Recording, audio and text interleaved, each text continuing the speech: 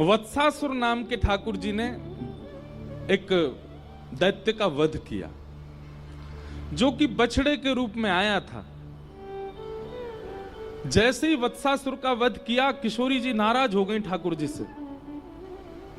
किशोरी जी बोली, तुमने वत्सासुर को क्यों मारा? ठाकुर जी बोले, दैत्य है, उसको मारेंगे नहीं।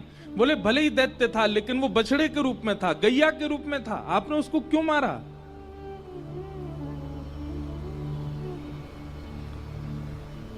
किशोरी जी की ठाकुर जी की नेक नेक नोक झोंक है गई, यही बात सुन। आहा, एक श्लोक है, श्लोक में ही ठाकुर जी और किशोरी जी का पूरा संवाद है। ठाकुर जी किशोरी जी को मनाने गए। अब आपने पदों में तो मान लीला सुनी है, हिंदी में मान लीला सुनी, संस्कृत में मान लीला सुनो।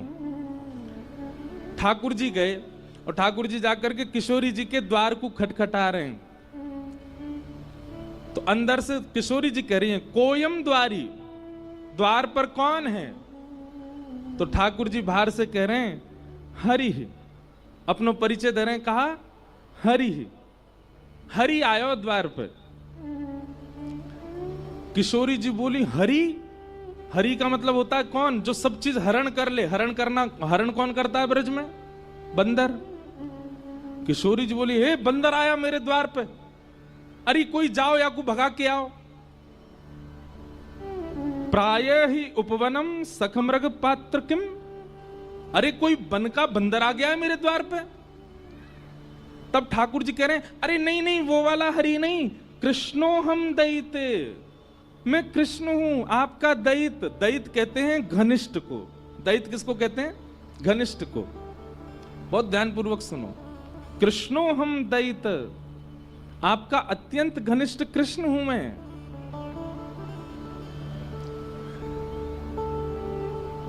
किशोरी जी ने जैसे ही सुनी कृष्ण आया है, अब कृष्ण का मतलब क्या होता है? कृष्ण का मतलब होता है काला। किशोरी जी बोली, अरे गोपी, लाल बंदर नहीं, कारो बंदर आयो द्वार पे, भगा के आओ याकू। हरि नहीं आयो है, कृष्ण हरि आयो है, मतलब कारो बंदर या लंगूर आ गयो द्वार पे। कृष्णो हम दैते।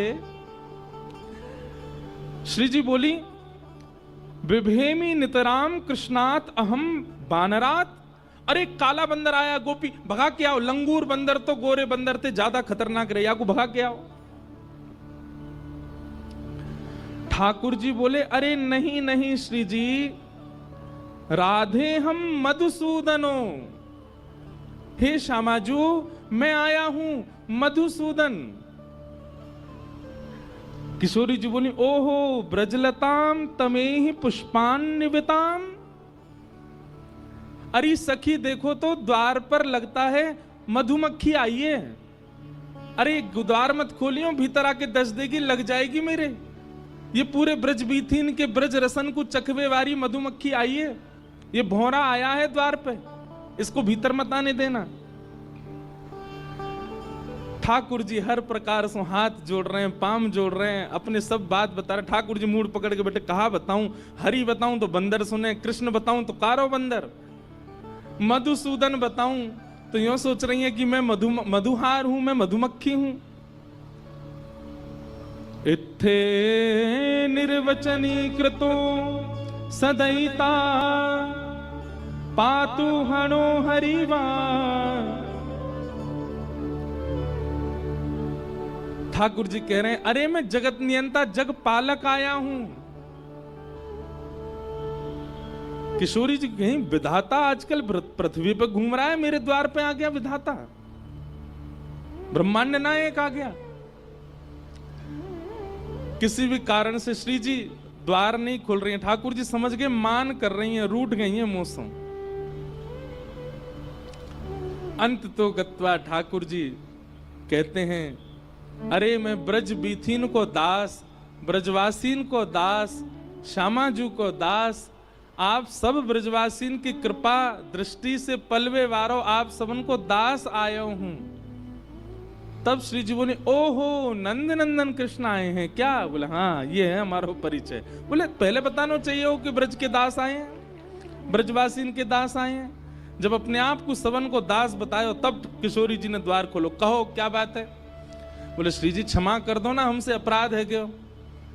किशोरी जी बोली अपराध नहीं, आपने वत्सासुर को क्यों मारा? वो बछड़ा बन के आया था। ठाकुर जी बोले आप बताओ मैं कहां करूं, कैसे मेरा अपराध दूर होएगा? श्री जी बोली अब तो एक ही उपाय है। बोले कहा?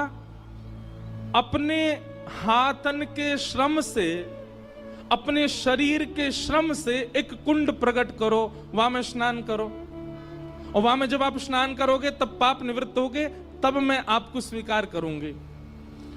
ठाकुर जी ने सुंदर कुंड को निर्माण किया। रोज जाते जा जा करके महाराज कभी बता में ठाकुर जी ने अपने कंगन से, कभी कह में पाम के अंगूठा से छिद्र से खोदनो प्रारंभ कियो, एक सुंदर कुंड को निर्माण कियो। वहां में जल को स्रोत प्रकट है गयो, वही है कृष्ण कुंड।